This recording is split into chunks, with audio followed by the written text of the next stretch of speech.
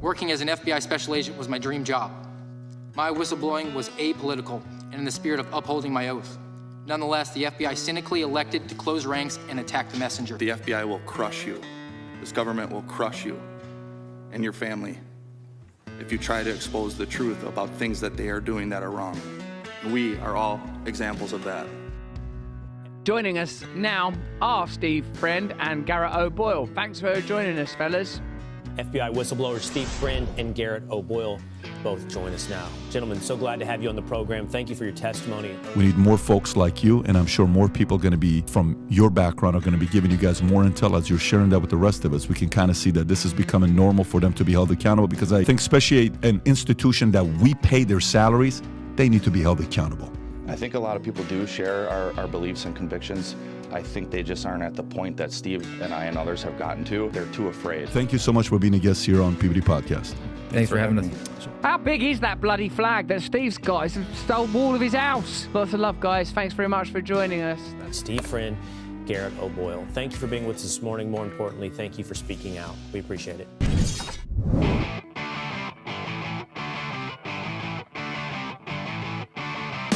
You're in the information age, but facts are in short supply. Reject the noise, ask bold questions, and pursue the truth with FBI whistleblowers and founding suspendables Garrett O'Boyle and Steve Friend. This is the American Radicals Podcast.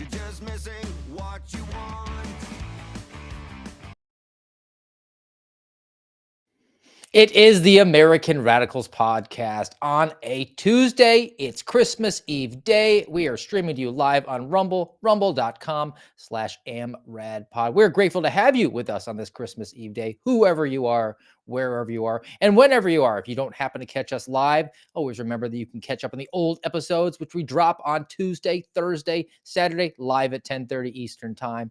Make sure you follow the channel, smash the thumbs up if you haven't already done so. If you listen to the audio format, subscribe on iTunes and Spotify and iHeart so you get the automatic updates when we drop the episodes.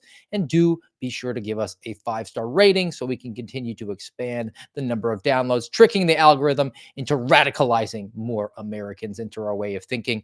It is going to be a standard fare type of show. I know at this time of year, and we're doing the retrospectives on Saturdays because it's kind of fun. People are talking about Christmas themed ideas. Today, we're actually just going to do a normal AMRAD type of show. I think people are looking for some regular content out there, and we're happy to do it. We're talking about the theme of diminished. You know, the president of the United States, it was reported officially, things that we already knew for the last 4, 6, 8 years, that he's in a diminished capacity. And we also found out that there is a Republican Congresswoman who apparently has dementia and yet is still seated. And then going to follow up on, again, how the country is in a diminished state and bad things seem to happen to a country when you're in that state. It seems to be a tried and true rhyming theme throughout history. You read about like the Roman Empire or something to that effect. And when they were in a down state, that's when the bad luck started to hit. That's when the drought hit. You know, personally, you maybe don't get the big Christmas bonus. Maybe you actually lose a job. That's when the engine on the car goes out. It seems like the bad stuff tends to happen when you're on the downswing. So we want to alert everyone, 5-alarm fire, because we have to get strong again so those bad things don't continue to happen. Happy to have you with us. Happy to have Garrett with me today. Good to see you at GOB Actual. So you ready to just do a regular black pill type of episode today? Of course, Steve, I'm always ready. And speaking of that, I've got my black coffee right here, but in my special edition George Bailey mug. Wow. For those who truly remember and pay attention. Last year, around this time, well, earlier in December, I was in North Dakota and we went to some, I don't know, like some type of store, but well, it wasn't really a store. It was like a brewery and it had a bunch of shops in it.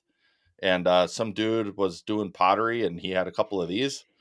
And as you may know, It's a Wonderful Life is my favorite Christmas movie. And I was like, I can't pass this up. I got to get this. And also, speaking of a diminished state, I am in a diminished state today, Steve. Unfortunately, I woke up this morning and I was like, oh, yay, it's Christmas Eve. It's going to be a good day. And I literally was doing nothing. I wasn't carrying anything. I wasn't lifting a child. I just moved. I just leaned forward and half of my back decided to seize up. And yeah, so I take pained breaths now as I sit here. When you said So diminished state, I thought you were going to dunk on Wisconsin. So anyway, let's get to this big bombshell story that shook the nation. The Wall Street Journal doing reporting that they should have done 20, I don't know, 16 maybe. that sounds about right. But it was revealed that, wouldn't you know, the sitting president of the United States, the human Roomba, TM at Real Steve Friend, is basically a dementia patient, really. I mean, and this was reported in the Wall Street Journal. They sourced it to 50 people who work from inside the administration because there are now coming forward now that the reins of power have been ripped from their cold, dead hands. And that could be an actual cold, dead hands. And that when it comes to Joe Biden, questioning whether or not he is having a pulse at this point. But there were some revelations in here that I thought were worth sharing because it is a long form piece, Garrett. But we'll just dig into a few of them here. Okay. So in the presidential primaries in 2020, when Joe Biden was dead, and it was either going to be Bernie Sanders or the Rear Admiral Buttigieg, we couldn't decide at that point. And it was still waiting to find out who won the Iowa caucuses from 2020 and the Democrats, by the way. Jill Biden, the necromancer in chief, she was doing all these campaign events, and they started to brag about how she was really getting out there and stumping for her husband. And then they said, you have to stop doing that because you're doing more events than Joe, and it's making him look diminished. That was revealed again 4 years later. So then Joe Biden is installed. He was certified as the winner of the presidential election in 2020. He comes in to the White House, and they aides basically take over. The White House tells visitors to keep meetings focused. Interactions with senior Democrat lawmakers and some cabinet members, including the Secretary of Defense and the Secretary of the Treasury, very important, they were infrequent, and they have grown less frequent. And really, when there's any interactions with the White House, senior advisors get into the roles that the president should occupy. So your Jake Sullivan, your national security advisor, is really like the president in absentia at this point. Um, I got some more examples here, but I mean, it's unsurprising, but it doesn't make it any less disturbing. Your thoughts? What this really sort of tells me is the depravity of the heart of humans, because for 4 years all these people close to Joe, these interns and staffers and all these people, they knew, because we knew that Joe was diminished. We knew that his mental capacity was declining. We knew that he's essentially a dementia patient, and that he's got sundowners because he's not doing events into the night until they trot him out. What was that? Was that at the DNC when it was like hours later and they said, "Okay, Joe, it's time to come out," because they were preparing the internal coup to throw him under the bus. But previously, for many years, no, he's as sharp as a tack, and he's the catchphrases that they all would use on CNN and MSNBC. You got the Dan Goldmans and all sorts of other people going on saying, "Oh, he's a spry old man. I wouldn't want to This mess Joe with him." Biden is the best Joe Biden, Yeah. which that actually might be true because it allowed guys like Jake Sullivan to be the president, essentially, for what it Hmm. was worth. So, and you're reacting to, again, this Wall Street Journal piece that came out a few days ago. Uh, some more just anecdotes that came out. So, while preparing for his interview with the special counsel about how he put classified materials in his Corvette, and apparently during that interview, he said things like, "It makes sounds like vroom vroom." The president couldn't recall lines that his team discussed with him, so they prepped him and he couldn't do it. At events, aides often repeated instructions to him, such as where to enter or exit the stage, which is why I guess when he was down in, was it South America, he just walked off into the jungle at that Yeah. point. Yes. He's Uh, There's no stage here. Stage jungle. the White House team tapped Jeffrey Katzenberg, who was a big Disney exec and then a DreamWorks exec. Like he's responsible for things like The Lion King and Shrek. Okay. They wanted to get a vocal coach for Joe Biden because he speaks so weakly at this point, which is what you can hear when he does interviews and the rare occasions that they do these interviews. You hear the air conditioning in the background of his microphone because they have it jacked up so high. They were trying to get him to sound a little bit stronger. They Wall Street Journal says they describe it as a fading warble. That's his voice. So it just, again, this was in the first few months of the Biden administration. They noticed that the president became tired if meetings went long and he would make mistakes. If the president was having an off day, this is nuts, right? If the president was having an off day, meetings could be scrapped altogether. That's why they were calling lids. On one such occasion in the spring of 2021, probably within the first 100 days, a national security official explained to another's aide why a meeting needed to be rescheduled. Quote, he has good days and bad days, and today was a bad day. So we're going to address this tomorrow.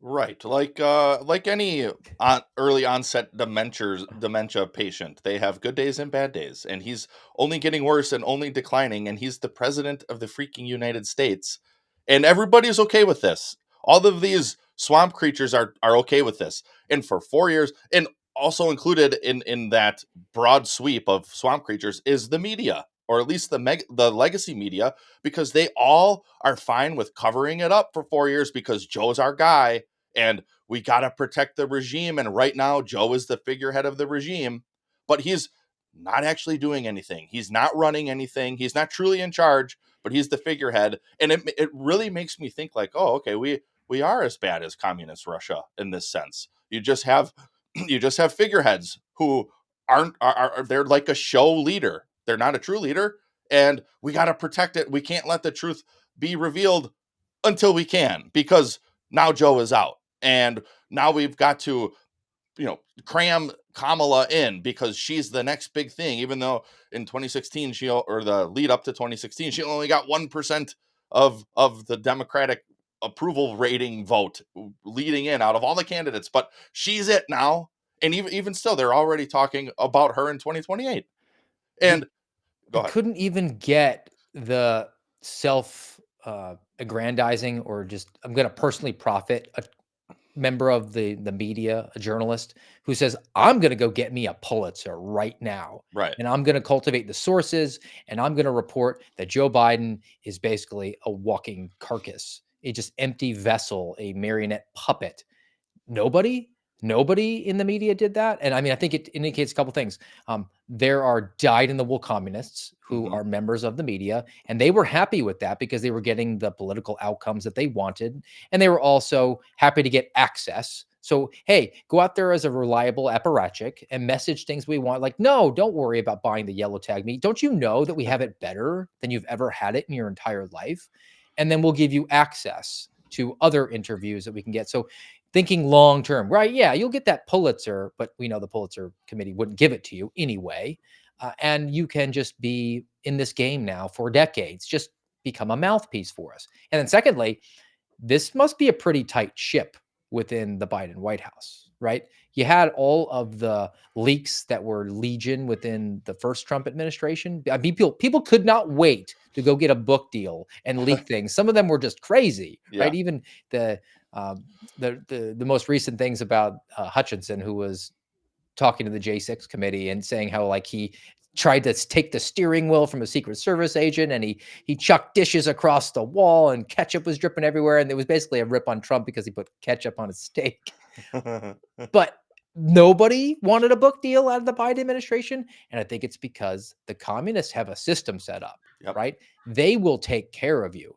There's a reason that Eric Charamella, the whistleblower on the first impeachment that they went after Donald Trump, you don't hear him anymore. He found a nice gig over at a think tank. He's pulling down probably $250,000 right now. You will be taken care of by the regime, which is why the loyalty that they have there is really one of the most disturbing things. Again, the timing of this reporting, it is December of 2024. Joe Biden will not be president in 4 weeks. And now we're getting this information just being reported out there because people are like, oh, well, I guess the jig is up. I'm going to have to come forward and reveal this. Couple more things I want to throw out there. The cabinet meetings. and I don't know how often these cabinet meetings were happening until I read this. Apparently, I think Trump was somewhere in the area of like 25 to 30. Obama was the same thing in their final term, or the 4 year period, or their first 4 years. And Joe Biden has had 9 cabinet meetings in 4 years, so about a third, and he's only had one this year. And if you remember, the one that he had was the one where he let Jill talk. He handed the reins over to her, so he's not even capable of sitting there. And then the last one from this piece, again from the Wall Street Journal, it says that at some campaign events, Biden campaign printed the pre-approved questions on note cards, which we have actual video evidence of, and then gave the cards out to people to read. And then with all of those, Biden still made flubs. He couldn't answer the questions, which were pre-approved. And the people at the events reliably asked, the media, the First Amendment loving big J journalists out there. Yeah, it makes me think too of we talked before about Seymour Hersh. Here's a guy, and I think there are some others out there. You've had contacts with Matt Taibbi. We both have had contacts with Public and Michael Schellenberger. There are some who are trying to dig and drum up information. And I especially mention a guy like Seymour Hersh or Matt Taibbi because they admittedly come from the political left. And look what happened in recent history with Matt Taibbi. He gets thrown under the bus and dragged through the mud because he's not stumping for the approved message. Seymour Hersh, praised Pulitzer Prize winning journalist for many, many decades, bringing us the stories that we should know, that journalists should be digging up, like Abu Ghraib in Iraq, or like the My Lai massacre in Vietnam. And then when he uncovers that, oh, it was most likely the United States who blew up the Nord Stream 2 pipeline, then suddenly he's not a good journalist. He's crazy. He's a conspiracy theorist. He doesn't know what he's talking about, and that sends a message. It's really not too distant from the message that the FBI sends to the workforce when they suspend people like you or me or Kyle or Marcus, because that tells the people in that circle, don't do what they did. Don't stand for the truth. Don't speak up. Don't speak out. Just stump. Just do what you're told. Just do what they want. And it's going to be better and easier for you. And maybe even in the long run, you might get that book deal. You might get that Pulitzer Prize as long as it's part of the approved message. Oh, But you'll get don't, the Ryan Riley book deal, Sedition Hunters, oh gosh, where we yes. give you agitprop to share for us and then give you access to that. He'll get your book for that. By the way, Ryan Riley, thanks for buying my book, which you tried to dunk on, and due to your dark magic, made it go #1 on Amazon. True Blue: My Journey from Beat Cop to Suspended FBI Whistleblower came out last year, but it's never too late to get yourself a copy and send it to Christopher Wray before he's no longer the director of the FBI. 935 Pennsylvania Avenue Northwest, Washington, D.C. Attention, Chris Ray. So attached to that Wall Street Journal story was another report that came out. New York Post did a pretty good job of it, about Sleepy Joe, focused on grieving families. He forced them to wait hours while he napped on Air Force One. This was for the return of the remains for the service members who were killed at Abbey Gate. And now it's being actually revealed that he was on Air Force One during the dignified transfer. They were waiting for him, and he took a 3-hour nap. And the parents were out there with the opportunity. Again, you're grieving over your lost loved one. You're supposed to be, I guess, getting some matter of solace from meeting the commander in chief who sent him over there to die, and you get the folded flag. And this was also the event that he was checking his watch every 15 seconds. And then Jen Psaki said, no, that didn't happen. And we're like, Jen Psaki, we have it on video, right? She wrote about that in her book. She had to actually get a new copy of that book out there during the publishing. So I don't know if who's buying Jen Psaki's book. They're probably, again, dyed-in-the-wool communists. They don't care about it. But that had to be a corrected matter for her. So this was a quote from one of the family members, her name is Royce McCollum. Her brother, Riley McCollum, was killed at the airport massacre. Quote, Biden made us wait an extra 3 hours to receive the bodies of our dead family members because he couldn't pull it together. That's about as shameful as it gets, Steve. And when I think of Joe Biden and I think of his career, or at least the pieces of his career that I have followed over the years, because think of this, he has been in politics longer than I have been alive. 50 years. I'm 38. I mean, I'm a grown ass man, Steve. And You're almost 40. You're almost a Oh, man. I'm hurting my back without even lifting a coffee cup. But his whole life, and this is the hubris we have seen, and the selfishness we have seen, and now combine it with being old and running into dementia, and the guy needs to take a nap. And so instead of just his staff or him just saying, all right, I just got to push through for a little bit for these families, I'm going to take the nap. 3 freaking hours. And think of this, man. It's typically young men who are killed in wars, and now you got these grieving families. And I guarantee you, and I don't have a family member who was ever killed. I know some friends who've been killed or wounded. And so I bet it's similar. You're going through this mental process of trying to justify their service to the nation, trying to reconcile with the fact that bad leadership led to these deaths, trying to come to some type of conclusion about even what they were doing in Afghanistan. Why did they have to be at Abbey Gate at that time? Couldn't it have been someone else, as horrifying as that is too? And okay, well, we're going to get to meet the president, and maybe that's going to help um, put with the healing and with moving on. Maybe he's going to give us the folded flag or have a word for us to say. No, he's going to take a 3-hour nap, and then when he is awake, he's going to check his watch, because screw you. Screw your loved ones. Screw the veterans. Screw the military. Screw Afghanistan. Screw it all. I'm Joe Biden, and deal with it. Isn't that one of his catchphrases? Deal with it. And that's what it is. Come on, man. I I go back and forth on that actual premise because I do know, we all know Joe Biden is a jerk who hates people, but he's also been a politician for 50 years. And he has to know that that is a bad look. His people who are pulling his strings know that's a bad look, which leads me to the conclusion that he is so bad at this point with dementia that they said, we would rather take the hit of Hmm. Gold Star families waiting for 3 hours they will find out that it's because he's napping than getting what they're gonna get if he doesn't get the nap. That's how bad he really is, and And this was a that's couple of rough. years ago. Yeah, I that's mean, Joe rough. Biden has never gone to the Army-Navy game. That's a ground ball political move. Yes. You go Yes. to the Army-Navy game and you switch sides at halftime Hmm. and you salute, and it's a very patriotic event. I don't know if you've ever been. It's really awesome. If you do go, get there really early because they do stuff on the field like 5 hours ahead of time. It's awesome.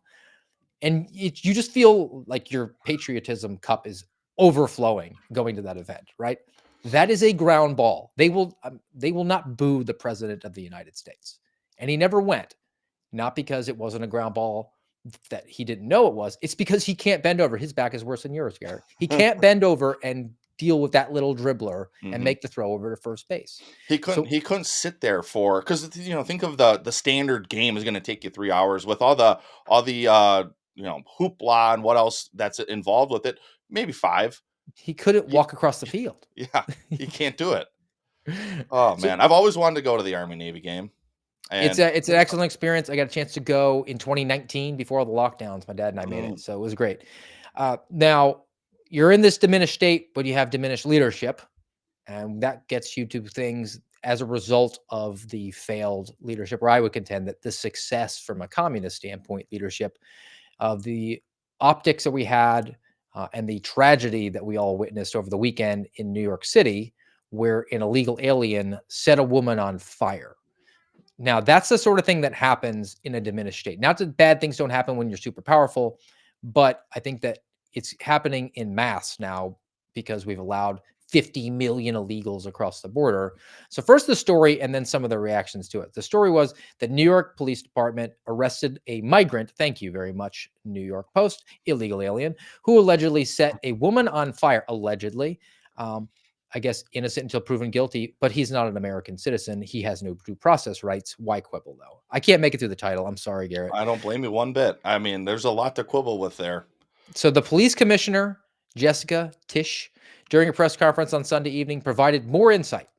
As a train pulled into the station, the suspect calmly walked up to the victim and then uh, explaining that the female victim was in the seated position. Quote, the suspect used what we believe was a lighter to ignite the victim's clothing, which became fully engulfed in a matter of seconds.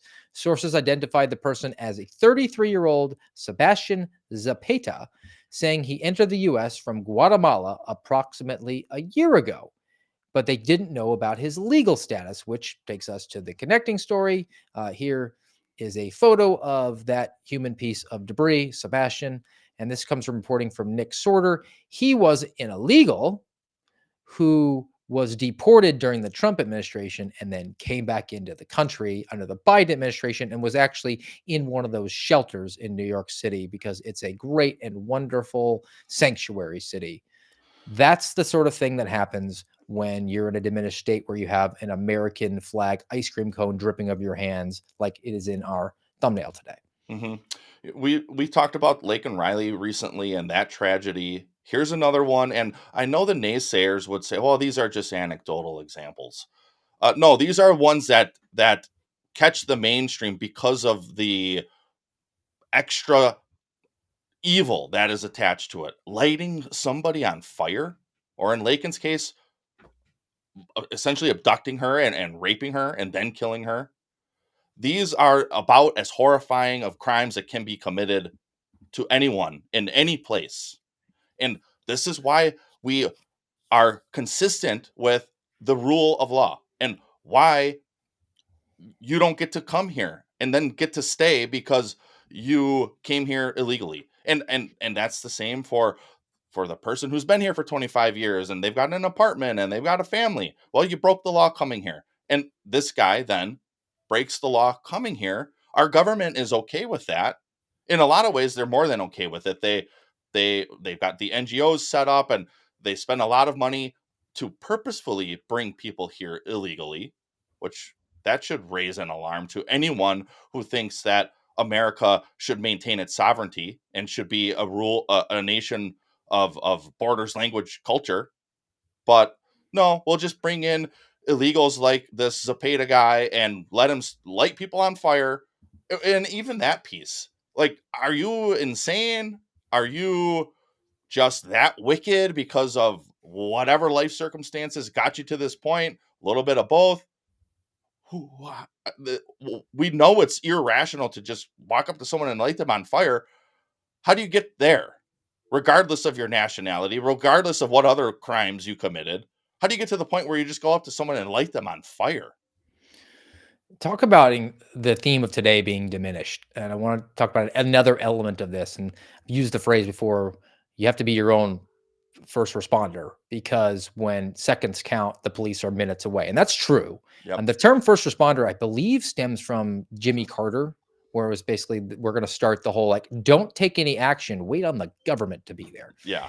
Now, if the government is in a position of strength, then you might have them be able to respond, maybe not in just the nick of time, but they at least will respond because they see their prime directive as being service to the people who not just pay their paycheck, but it's a privilege to swear an oath to protect, defend not just the Constitution of government, but your fellow citizens against fraud and force and any sort of harm. But when you're in a diminished state, you are populating your employee ranks from a government with people who just don't give a damn because people need jobs after all, right? Or they're just dyed in the wool communists who view this as an opportunity to not just get their political outcomes that they want, but to punish people who they hate. I don't want to sign any of that there, but the optics to me are just, you cannot dispute. We are in a diminished state when we have this optic, Garrett. And for those who are listening, this is a New York City police officer who's standing outside the subway car casually as the woman inside burns alive. Yep. That's what a diminished government looks like. That's what a Yes. government who hates people looks like. And I believe the story is that she was passed out. So I have to assume or presume that she was intoxicated or in one way incapacitated, maybe a homeless person. It doesn't matter. There's a value of life there. Apparently, the value of life is more to serial killers on death row who Joe Biden pardoned over the weekend. By the way, who Garrett, who do you think authorized the pardoning of 3 dozen death row inmates, saying It's yes. Joe Biden is not making any decisions? But I'm throwing too much at you there. That imagery of the cop standing outside, just is he code black? Is he just don't care? I'm here to get paycheck. Nobody ever got fired for doing nothing. To me, whatever the actual explanation is for that, it just shows that we are in a Roman Empire stage where this is when the drought starts to happen. Yeah. This is when I lost my job and now my kid just chipped his tooth and the garage door broke. I mean, those are the sorts of things that happen that you cannot absorb those hits when you're in a diminished state. Right. I saw the video of this, and the officer is just like he is in that image. He's just casually there, walking by the suspect. And I get it, when you first arrive on a scene as an officer, you don't know that the guy sitting on the bench watching the woman burn is the suspect. You don't know that yet, at least. But he's not securing the scene. He's just casually walking back and forth. And the first thing you should do, and look, let's be frank. Could you pay anybody enough to deal with that? No. So There's a reason I was a cop and not a firefighter. exactly, exactly. But guess what, man? You're there. You're the first one there, and you are just gonna let her burn. And I've already seen people say, well, maybe he knew she was already dead. How would he know that? She looks like she's standing there. And I've even seen people go on about that and how something doesn't add up here. No, it does. And if you know a little bit about fire science, which some police officers do, I feel like I got taught a little bit about it, or maybe it was because of responding to fires and just kind of learning over time. But especially when if she was drunk, and I don't know if she was, but if she was asleep and then gets lit on fire, and like the story said, she was engulfed in a matter of seconds. Well, at first she probably is waking up and it's sudden, and then she's burning, and then she stands. Well, then as she's continuing to burn, and the nylon and polyester and whatever else from her clothing is starting to melt to her skin, then the nerve endings are getting damaged. And then she's getting to a point where she's in shock, and then her muscles are seizing up. So it looks like she's not moving. Maybe she is dead and she's just frozen, or she's so burned by that point that she can't move, and she's just frozen there holding on to the railing or whatever that is. That's entirely possible. And but the cop, when you get there, your first priority should be preservation of life. He probably didn't know that she was dead. So he should be taking his coat off and putting it around her, trying to stop the flames. Yes, it's going to be grotesque. I mean, her skin could be sliding off because she could be that burned by that point. But you need to still do your best to stop the trauma and the evil that's happening. And instead he just casually walks by. I don't know. I can't square that circle myself. And when I watched it, I was like, what in the world? But It actually made me think of Uvalde, mm, where the officers were in the hallway as the gunman was executing small children. They could hear it going on. And it was the thought process of, well, Isaiah 6:8 doesn't come to mind. mhm, Whom shall I send? Here I am, send me. I'm sorry, not sorry. You got to go get in a gunfight today. It doesn't even matter if you don't have a gun. You're going to have to get in a gunfight without a gun. That's your responsibility, your obligation as a actor for the government. I mean, I would even say as a man in yeah, general, right, but specifically to this, I'm sorry, not sorry. You got to go be a pretend fireman right now because FDNY isn't there. right, You have to take that action.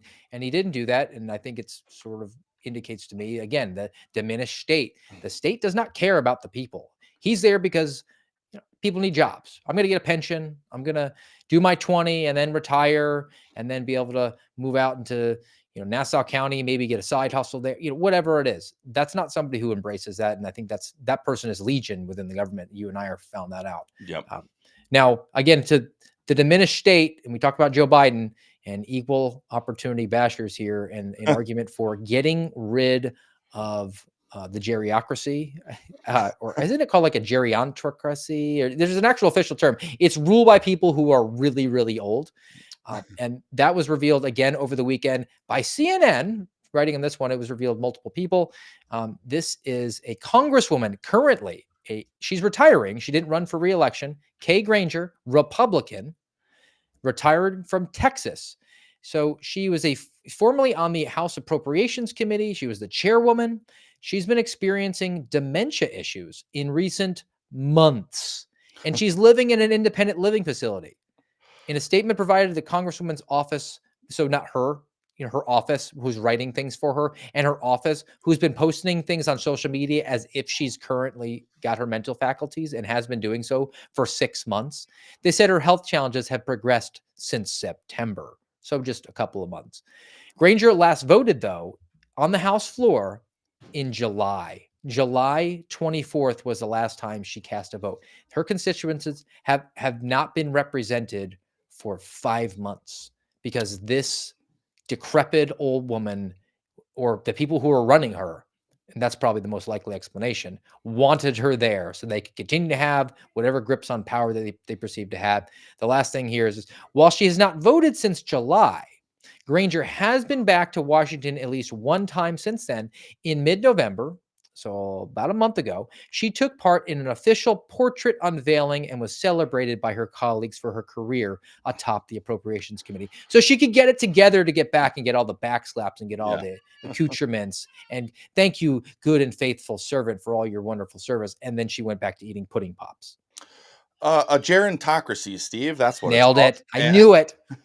I The had more to, you know. I had to look it up, but and I actually had to play the pronunciation because I'm like, I don't know how to say that word. But yes, I don't understand our obsession with that, and I guess we are the ones to blame. We have to blame ourselves, and maybe not you and me, because we do harp on this idea quite a bit with these. I just don't I don't understand why we're obsessed with continuing to elect old people.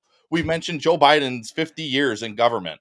Why? He was And elected before he was eligible to serve. He was 29 years old and elected to the Senate. He could not be seated until he turned 30, which is why we have that horrible picture of him at his kid's bedside from oh, the traffic accident that killed his wife. And he made them dress his kids up so he could use that in campaign commercials. That's how big of a jerk that he is. disgusting. And yet he continued to get elected and reelected and reelected and reelected and rising through the ranks to eventually be the president, allegedly. And I guess that says a lot about us as a people. Where's our discernment? Where's our lack of understanding of how wicked humans can be, and politicians especially? But it's both sides. It's not just this old woman and her pudding pops who's not showing up. It's not just Joe Biden. You got guys like Chuck Grassley on the other side, and I'm sure people say, "Oh, well, Chuck Grassley's great," and He's he's sharp as a tack. right, the same Okay. language because he's Dude's riding old. a unicycle juggling knives. Right. And I'm not saying some of these people haven't been good politicians, haven't put forth good ideas and legislation or whatever throughout their career, but there comes a time when just give it up. Uh Glitch McConnell, another one who he's fallen down to the point where he's just getting bruised and battered like he got mugged in the bad part of DC. But no, just keep on with your gerontocracy because Americans want I don't know. Is it because we have this desire to actually have a king? So we just continue to pick the same people for decades and decades and decades and then act like we're any better than when we were under British rule, under an actual king? I don't know. I don't it doesn't add up to me, Steve. I really don't get the sure, people could say, well, you guys are being ageist. Well, we're not. This is sensical here because the older they get, the worse they get, and that's just part of life. I think one explanation for why this is happening is there is a certain amount of, I guess you could say, media manipulation or just content curating manipulation that goes on. People do uh, get to these wrong beliefs, and then they just grab on to what sounds familiar to them, like, "Oh, I pulled the lever for that guy, and that's why I'll do it again." And I think that's really an interesting way to take it for the next thing, because we're going to talk about Americans in general here. We're in a diminished state, and one of the reasons is that people have no idea about how the country is broken down, like demographically. There's vast overestimates of the size of particular groups of people and underestimates of others. And I found this chart that came out there, and I'm only going to briefly throw it up there for those who know. It comes from a Twitter account. It's Eric Doherty. And then I'm going to take it down because I want to test Garrett to see if he is somebody who's capable of coming up with, I don't know, somewhere in the ballpark of what what these numbers are. But this was a couple weeks back. Americans overestimate the size of minority groups and underestimate the size of most majority groups. Huh. And there's a lot of common sense that goes into this. And when Oh. I tell you what the actual is, you might be off, but I don't think you'll be as off as people. I just pulled a couple of out there. Just this is kind of, I guess, fun, or it's a commentary of how dumb we are in our Yeah. diminished state. And I may be the dumbest, so All right. Um, what percentage of Americans, Garrett, do you think earn $1 million a year? 1 million percentage of Now we Americans. are in Bidenflation. I Yeah. mean, but $1 million is still, you're still probably living comfortably anywhere in the country. Yeah. They like to say 1%ers, millionaires and billionaires. If you're a Bernie Sanders fan, I'm gonna say 5%. You should have stuck with the first one. It's actually Really? under 1%, Okay. Okay. but Americans estimated 20%. Oh my goodness. They thought 1 in 5 people was pulling down a cool mill. All right. I mean, that's just simple math there. Do you know any millionaires and billionaires? I don't I think mean, I do. to me, it was the coronavirus statistics.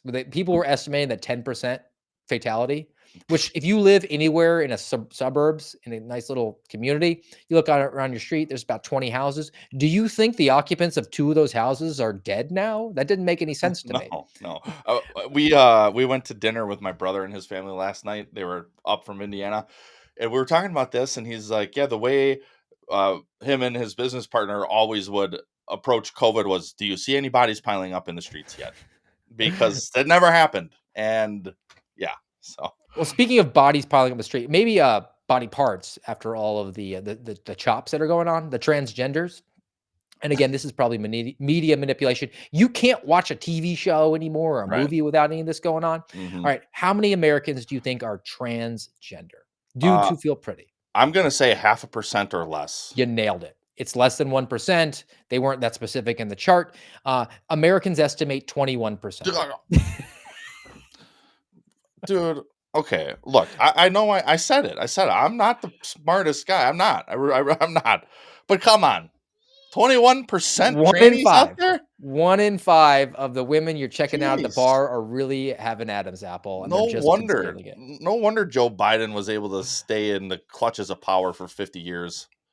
All right. So, how about geographic? All right. What's the percentage of people who live in New York City? I mean, there's a little bit of math involved here. Yeah. I think I've been told like 8 million. So it's simple computation, right? What it is. The actual number is 3% of people in America live in New York City. Right. Most Americans believe it's 30%. Okay. Do they Texas. know how many people live in our country? I don't think they know. Texas, the actual number of people who live in Texas, it's about 9% of Americans, which shows you how Oh, big Texas yeah, is. that's I mean, that's a pretty good chunk. California is 12%. Right. So Okay. these are our 2 biggest states, but respectively, Americans estimated 30% and 32% of Americans lived in Texas and California, which Okay. would mean that 92% of Americans live in New York City, Texas, or Yeah, California. and the rest live in Montana and Wyoming. Real America. Why is anybody voting in Iowa, by the way? All right. I've got 2 more. So back again to, I think, the media manipulation, the LGBT. This is actually just the L and the G kamikazes. All right. Okay. The actual number of gay Americans. I'm going to say 3%.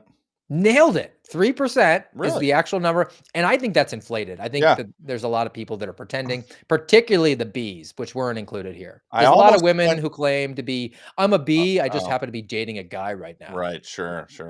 Uh, I the, almost went 2%, but I thought, oh, I'm gonna bump it up to 3. I'd guess 2. I thought 1 in 50 sounded about right. But the estimated from Americans is 30% Okay. again. I wouldn't. I thought you were gonna say 50. I thought that's how bad we've gotten, where Americans would say, yeah, half of all people are gay. And last one. And I only knew this offhand because of the voting demographics I always hear get thrown out there. Um, how many Americans are black? Percentage. Mm, 15%. Close. It's 12%. 12% of Americans are black. Americans estimated that it was 41%. Did I don't understand that one. I mean, do No, you not go into public or do you right. only live in Harlem? Are are I half don't. the people you see black? I mean, just w sure, there are segments of different I mean, yes, there's but Chinatowns. Like I said, yeah, there's Harlem. I mean, but if you just take in the totality of your lived experience, I mean I've got it, Garrett. I've got it. They must have only polled people who live in New York, which is oh, why yes, they think yes, that all that these makes sense. that makes sense, That right? does make Got sense. 41% black, 30% gay, and we represent 30% of America. And the Yeah, rest are in California and Texas, of it's course. that's the perspective of a New Yorker. I think we got to the bottom of it. Great. All right, so I've got this other piece I've been holding back for a little bit. I just want to throw it out there because you and I like to rail against Satan's youth ministries, otherwise known as the public school system. And it was a piece by the New York Post, where who was a teacher for 26 years. And again, we're in this diminished state. Part of the reason that we're coming to the conclusion that 41% of Americans are black might be that we're all idiots who are going to school. This was an opinion piece, but I thought that he threw out some things that I wasn't even aware of. And about what is being taught and the sort of the culture of the classroom is really what he talked about. But as a teacher for 26 years, I've seen how dumbed down education and how kids suffer. So our students suffer from a pathology of low expectations for themselves and especially for their teachers. Many of the best, most experienced teachers I know tell me they have noticed something peculiar about their new students. They ask questions that reveal an academic ecosystem brimming with mediocrity. Here are the questions they hear the most. Are we doing anything today? When do we get to have fun? Hold on. I have to read this at home? Oh, man. This These is are the questions that they're getting from their students. And he has a couple bullet points in here. Civics courses no longer emphasize political culture and American. They no, I'm sorry. They never talk about American constitutionalism, but they encourage activism and they talk about identities of people. Language classes focus on foreign cultures instead of dry linguistic conjugations. Where you had to diagram a sentence. oh, yeah. That's not fun. I mean, I'm doing No. that with my kids in school now, and it's miserable, but Is it weird that, necessary. I got to a point where I enjoyed doing that? The subject and the Circling predicate. yeah, the circling the noun, putting in the drawing the arrow to the adjective. I got to a point where I enjoyed that. Once I When understood it, I was like, I really appreciate our language and understanding our language better. when they started doing like these wings that went off for gerunds, I kind of checked out. Yeah, But I I am a world famous author. I didn't need this is true. gerunds. All right, Best-selling learning author, Steve. learning grammar is now passé as cursive. Well, what? What? You have to know grammar. You oh, man. This is how the Marxists take over, Steve. That's what this boils down to. And this is how people start using the word literally Literally. improperly. I was literally on TikTok and I literally wanted to be on Amazon at literally the same time. My wife is so mad at me right now because I got both my boys on the kick where we don't use that word and we call it out. So anybody who uses it improperly, we just go literally. So watching any sort of TV, it's just nonstop. The three of us doing it. She can't stand it. Uh, Steve, that's literally my favorite, funniest thing I've literally ever heard. just up talk and the nice what is it the burn finish. That's the way we do things here in America. All right, one more point here that I want, and I've got two palate cleanses. I've got a double cheese whopper palate cleanse today for Mm. a diminished episode. We are not diminished. It's just what we're talking about on the American Radicals podcast. But this one is also a video ish, but it doesn't have any background. I'll throw it up there. It comes from William Wolf, and he says that this is societal collapse in one time lapse chart. All Ooh. right. This comes from his X profile, and we can kind of break it down. So before I hit play, this is how couples met between 1930 and 2024. So beginning in 1930, this is 60 seconds. You see the top three ways people were meeting was through family, school, and friends. Underneath that are neighbors, church, bars, college, coworkers, and online. And that would be zero in 1930 since there was no internet. So I'm playing here, and we see as we work our way into the 40s that people are not going to their neighbors. It's still friends, family, and school. But then there's an uptick of being social in the 1960s as bars are starting to exceed school and approaching family and friends. Again, limited in the workplace. We have bars and coworkers have now taken two from the top, and family is out of the top three. It's friends, coworkers, bars are the top three. And now the internet comes in, and you see it all the way to the top. Oh, Everyone. Oh my. 60% Dude, of couples that are meeting on the internet. The next closest is friends at 14%. that is a very worthy 60 seconds to see.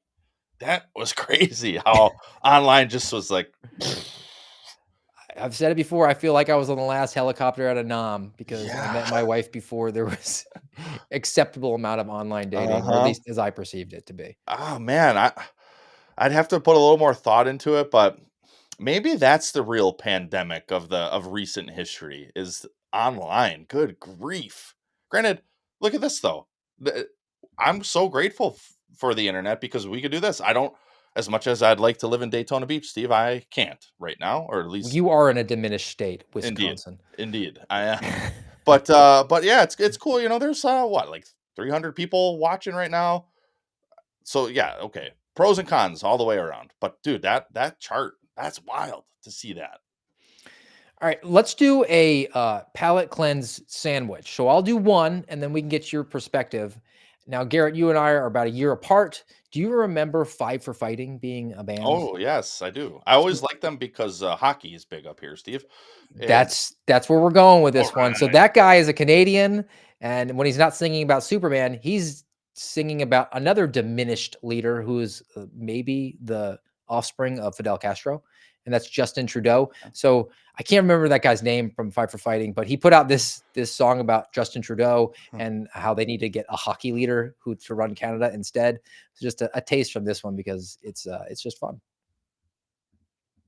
Justin Trudeau wants you to know that he never played hockey. Justin Trudeau has got to go. It's damn clear he never played hockey.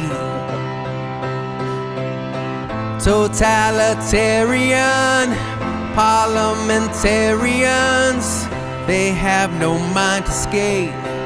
Their only love, their hate. They'll freeze your bank account. The Mounties they will mount to trample on your rights like Fidel. Justin Trudeau is rather slow. It's too bad he never played hockey. I love it. Okay, try getting that out of your head the rest of the day, Uh-huh. American radicals. Guys got skills still around. I haven't heard from them in a while. Things are taking a nosedive for the communist Justin Trudeau, it seems I'm lately. here for it. I'm Yeah, here. me I too. think that will be a great upgrade for Canada, unless they pick another communist. All right, Garrett, we're closing out the American Radicals podcast today. What are your final thoughts about our diminished state? There's going to be no surprise here, Steve.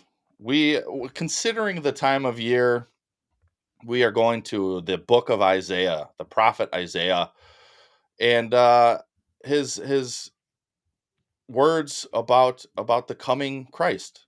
And it's interesting. I realized this probably within the last couple days. I was like, I find myself at Christmas time appreciating these verses that I'm about to read more and more and more, especially in the last few years because of verse 6. Because of verse 6. So Isaiah 9, but I'm going to start in I'm going to start in verse 6. So it's the first verse. It says, "For to us a child is born, to us a son is given, and the government shall be upon his shoulder, and his name shall be called Wonderful Counselor, Mighty God, Everlasting Father, Prince of Peace. Of the increase of his government and of peace there will be no end, on the throne of David and over his kingdom, to establish it and to uphold it with justice and with righteousness from this time forth and forevermore. The zeal of the Lord of hosts will do this. And for those of the Christian faith, they probably know these verses. You probably have heard them every year. But I find myself more and more really thinking of Christ's life. And it started before he was even born, with Herod wanting to slaughter all the young boys from baby to infant boys, because he was afraid of this coming king who would then be born in a manger and then be on the run for a few years. And his whole life, the government was on his shoulders, because that's the way of government. As you all know, government, at least from our view, always becomes corrupted, because if Satan is going to control the world, which the Bible's clear about, that this is his domain, he, above all things, has to control government. So it's no wonder the government was on Christ's shoulders during his earthly life, and it was the government that put him to death in the end as well. But yeah, I just that's been on my mind just as Christmas is here now, and I don't know. I think it certainly is akin to what we discuss often here on the American Radicals podcast, because of our own experience with government and our own persistent seeking of truth. So, Merry Christmas, my friend. Well, and the palate cleanse, it was shared and circulated amongst our group chats from fellow suspendable. Sonia Labasco found this really cool video. But before we get to it, it's made me think of using that as our send off before Christmas, because I had the unique and unenviable task of doing the only job that I can get paid to do outside of the Rumble Rants on American Radicals podcast these days, now that I'm unemployed and unemployable, thanks to my ex-girlfriend over at the FBI. You both, Garrett and I, are basically radioactive. But I was talking to producer Phil, a while back, and he said, you ever think that the stuff that's happened to you guys is basically just hardening you for the ability to go back in and do things that ordinarily you might be loath to do to people? You would think about the collateral damage, and you're just going to be so hardened. So my unenviable task for the weekend was to do 11 hours of overnight surveillance on a private investigation that didn't have really any evidentiary value, at the pay rate that I was making 15 years ago as a beat cop. Yikes. When I was unmarried and had no children. So that sort of reality, my cup runneth over for lots of rage. And we're going, if we get the opportunity, we'd be going back into a behemoth of an FBI or even just a federal government system that is projecting itself as being hugely powerful. And it is. It has the ability, through the monopoly of force, to take away your freedom or even your life. That potential is there. But it is, as we've sort of highlighted today, in a diminished state. And when you're in that state, you can be a little bit overconfident. So all that is a lead up for this final send off here for the day. And this is reality versus just overconfidence. Confidence versus reality.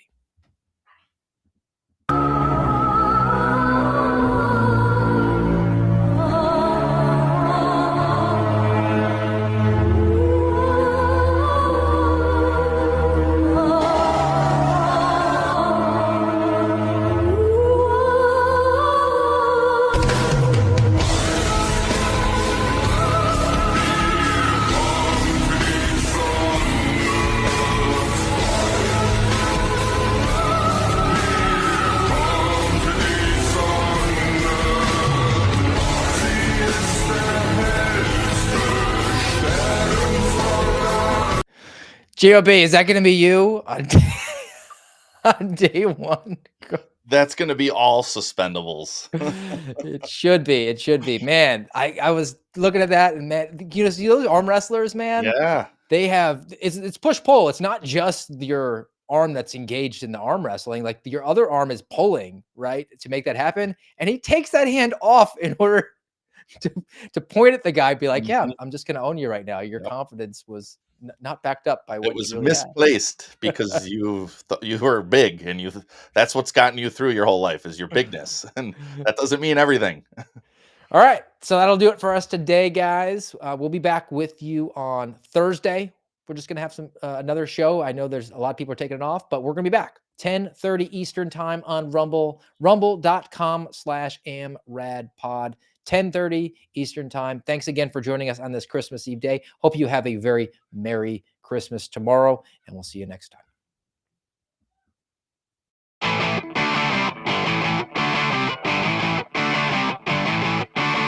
You've been listening to the Voice of the Suspendables on the American Radicals podcast. Follow us on rumble.com/amradpod.